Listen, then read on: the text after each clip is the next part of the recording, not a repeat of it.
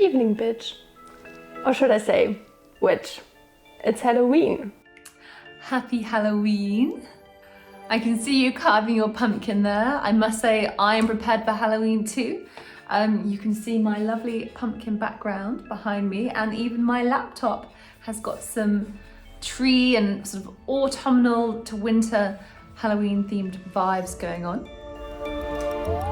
Did you know that Halloween actually isn't an American holiday? Oh, I've heard something about it before. Yes, what was it again? The name comes from the All Hallows Eve. Ah, All Hallows Eve. I remember now, that's the evening before All Saints' Day. Exactly. The tradition to honor many saints at once dates back to the 5th century. And Christians in Ireland in the 8th century. Right. They moved the holiday to November 1st. So that was the beginning of the Celtic year, I suppose, and also the start of winter. So the Irish and other Europeans brought the holiday to the New World in the 19th and 20th century. Cool. So we're actually celebrating a truly European festival here. Didn't just come from America then. Exactly. Just like Christmas, Halloween evolved over time into what we know today. Not least to thank all the films in Hollywood. Actually, I don't like horror movies. I must admit, I'm not a fan of horror movies either. But you must admit that they have had a huge impact on popular culture today. Like Halloween, I mean everyone knows that one. Yes, so we have John Carpenter and also films like The Omen, Nightmare on Elm Street, The Exorcist, and later Scream. Now, Scream is a real classic, right? I remember as a kid even having the Scream mask and running around with it as a small child. So even though I hadn't seen it back then, it still had an impact on me growing up. Movies always reflect the spirit of the respective era. It started about 100 years ago during the silent film era, when Nosferatu transported people from the roaring 1920s into a genuinely spooky world. In the 1930s, the first horror stars emerged, like Bela Lugosi. He gave people goosebumps as a vampire. I don't know if you can see it, but I already got goosebumps. And we had Boris Karloff as Frankenstein, or the resurrected mummy. And back then we had lots of real masterpieces created that still are impressive with their special effects today. Like, for example, King Kong. That was a great film. And just in case you didn't know, the environmental movement isn't new. Already back in the 50s, horror movies dealt with environmental changes and atomic testing. Or an invasion from outer space. Yeah, that too could lead to terrible monsters or conflicts, as in Plan 9 from Outer Space, or War of the Worlds, or Tarantula. Did you know that I really hate spiders? And we can't forget a real change to how we see psychological thrillers and horror movies came in the 1960s with the classic Hitchcock films. So we have Psycho, The Birds. But there were also cult shockers, like Black Sunday. And then you've got some of the classic male actors such as Peter Cushing, Christopher Lee and Vincent Price, who had an impact on horror films. On the psychological level, the 1970s continued with Rosemary's Baby. Some other classics are Invasion of the Body Snatchers and Stephen King's Carrie, which some would call an absolute masterpiece. Whose name is very ambiguous, as she's the carrier of evil after all. And we've also got movies like Alien and The Shining. I heard that American Werewolf can be very shocking due to the special effect. A few more from John Carpenter. There was The Fog and the remake of The Thing. 100 years ago, between midnight and 1, something evil came out of the fog. Now it has returned. Who's there? The fog. Antonio Bay has a curse on it. We're all cursed. Some water got in here, but something awful cold did. I think I'll go to Vancouver now.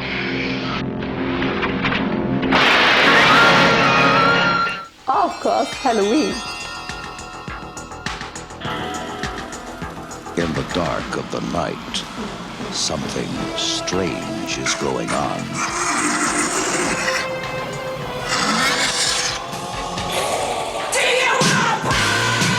Hey,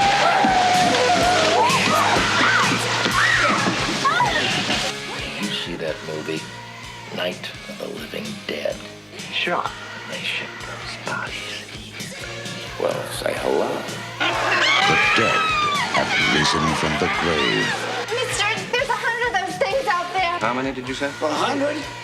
And now the question is, how do we get them back into the ground?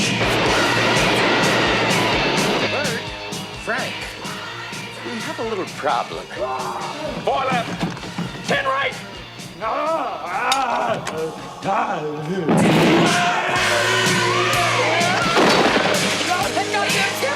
It's all over everything! Stupid asshole! Watch your tongue, boy, if you like this job! Like this job!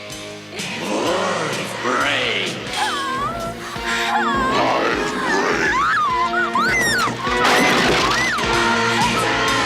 Medical science is baffled. And it's a puzzle, because technically, you're not alive. Why do you eat people? Not people. Brains. How do you kill something that's already dead? Well, how do I know, Fred? I don't know. Let me think. It's not a bad question, Bert. In that movie, they destroyed the brain to kill him. Is that what they did? The brains, right! Brains! Brain! The brain! I hit the brain! Oh! Get it off! Get it off! Get it off! Get it off! Get it off! Get it off! The military is nervous. How was your day? Usual crap. The police are confused.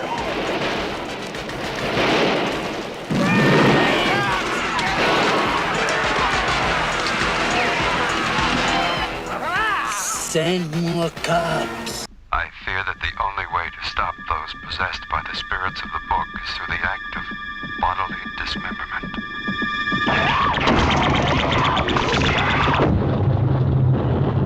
I don't care what happens to her. She's your girlfriend, you take care of her.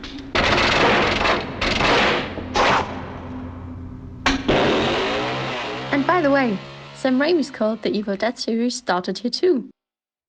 It was continued this year with The Evil Dead Rise. Open up now. You don't look so good, Mom. Nothing a big old kiss from you won't fix. Party's over. Oh, and of course, Peter Jackson's first film. Peter Jackson? The creator of Lord of the Rings? Well, you won't believe it, but it was a splatter film called Brain Dead, and apparently it used the most ever fake blood in film history, I preferred more romantic. As an Interview with the Vampire. which brought Brad Pitt to fame back in the 90s. Also Bram Stoker's Dracula, by Francis Ford Coppola. And we have Tim Burton and Sleepy Hollow, for example. Yes, they are romantic and partly funny. That's actually okay for me. And The Ring, Oh my god. Underworld and Resident Evil. No way. Good movies, but I'd be closing my eyes the whole time. And one actually you have to watch is Shaun of the Dead. Now this is a British classic because it really has that dry British humour and mixes it together with the horror genre. So it's really a comedy horror, and of course it plays on movies from the same period, such as Dawn of the Dead and Land of the Dead. Hence why you have Shaun of the Dead.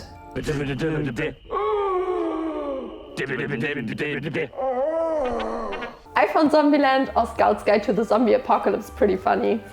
Oh, even Cloverfield was thrilling. Other ones on the list are Emily Blunt and John Krasinski's A Quiet Place. Great film, just like The Black Phone. Ring ring. 1 second. Hello? And Ready or Not with Samara Weaving. Lately there have been many remakes of cult hits from the 80s and the 90s. There's Chucky, The Boogeyman, The Exorcist, and of course we have the Saw movies. Ooh, that sounds too intense for me. Let's take a look at your pumpkin. Okay, my pumpkin is almost finished, but I still have the scary pictures in my mind. Whew. What horror movies do you like the most? What are your horror highlights? Oh yeah, you can win 2 Scream movie sets with all 6 films. 2 times the Ultra HD Steelbook of SMILE. And a lovely decorative pumpkin from horror-shop.com. And it doesn't just look nice for Halloween. You can have a spring pumpkin, a summer pumpkin. Pumpkins are always nice, right? Thank you, and